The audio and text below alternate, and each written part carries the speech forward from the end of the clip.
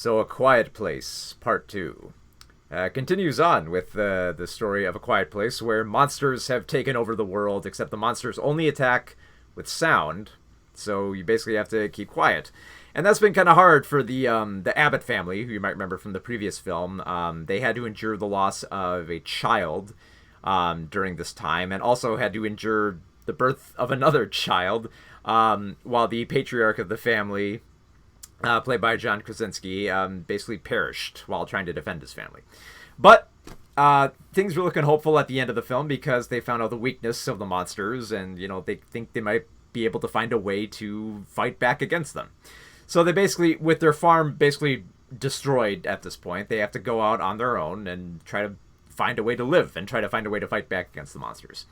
And of course, the family is composed of Emily Blunt playing Evelyn, the mother, who had to endure the childbirth while monsters were like literally just around the corner trying to kill her, as well as trying to keep her baby safe.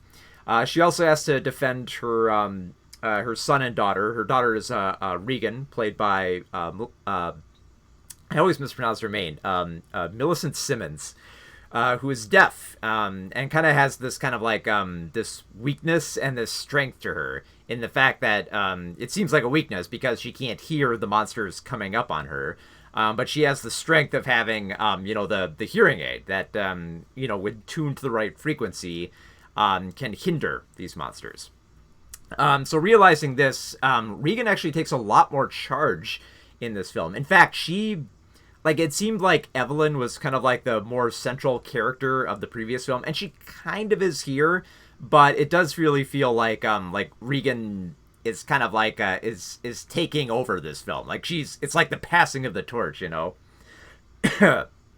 So she gets especially since she realizes that she has the power to to stop these monsters, and basically takes it upon herself to go out on her own and stop this from happening, even if all the adults are fearful and terrified and realizing that it's too dangerous, can't go out on it. She's like, screw that, we got to do something, and I'm not just gonna grow up in a world with fear. So if y'all ain't gonna do anything, I'm gonna take it into my own hands. So she essentially teams up with another character who we meet, played by Cillian Murphy. He was once a friend of their father's, and he was a father as well as a husband. And basically, the world has changed him since then. He's lost his child, he's lost his wife, and he's basically become bitter and fearful and of the world, and doesn't really want to take the Abbott family in because he doesn't think he can help them.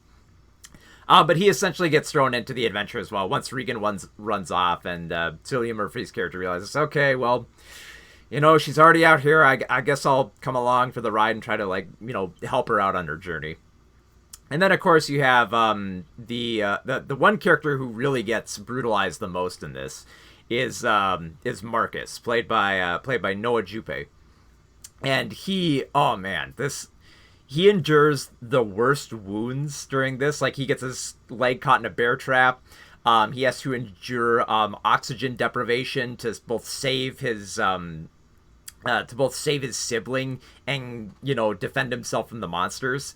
So man, he gets he gets the brunt of the damage here. The way that they mount the tension with him too is just brilliant. Of him making these very difficult choices about how to defend himself and his family, while also taking chances. Now in terms of the tension that's set up here, oh my goodness. Oh, my throat.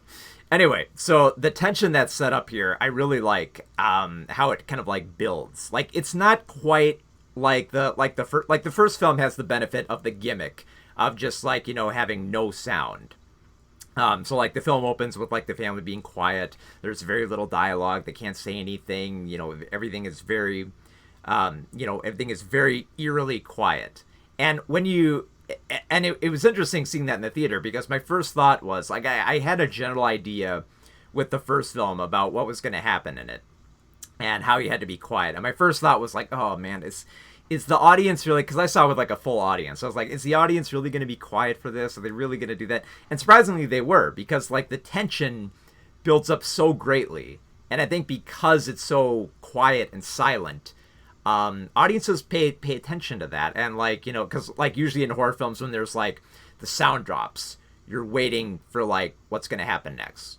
And usually like when the sound drops, it's usually for like a scene or two. Like in most like common like roller coaster horror films, there will be that moment where like, the music will build and there's creaks and tension, and then there's like that 10 or 30-second moment where there's just nothing in the soundtrack, and you're waiting like, okay, when's it gonna happen? And I love how A Quiet Place starts off with that, but I think it takes like a full 5 minutes before a big sound is made and the monsters come out and start attacking. Now, A Quiet Place Part 2 kind of plays with the idea. Like, I like the fact that the film starts off on the first day when the monsters attack. Like, we don't learn much about where the monsters came from, but we see how they basically ravage society. And I like how it starts off with no sound, and then it kind of like picks up with the sound wheel. It's like, oh yeah, this used to be a world. It used to be like the Abbotts used to live in a small town, and they used to, have a community before everything went horribly awry with these monsters. I also love how that sets up this connection with Cillian Murphy in a way where you don't have like extra exposition. Like, I like how the prologue builds up his character just enough so we know about him. And that's kind of how I feel about most of the film. Like, because A Quiet Place Part 2, it expands on just enough of this world to make it interesting without like revealing like too much. Like, I like the fact that we meet up with some other human survivors. Some of them have turned to a more violent nature of defending their territory. Others have kind of like believed they're okay because they're in a remote island off from everything. They believe they're okay. And I like how like the tension builds in one particular sequence. We're seeing 3 different stories. We're seeing like Evelyn trying to race back to her kids. We're seeing Noah trying to defend his brother. Sorry, Marcus. No, and we're seeing Regan and Cillian Murphy's character trying to defend themselves from people who want to gut them at a marina.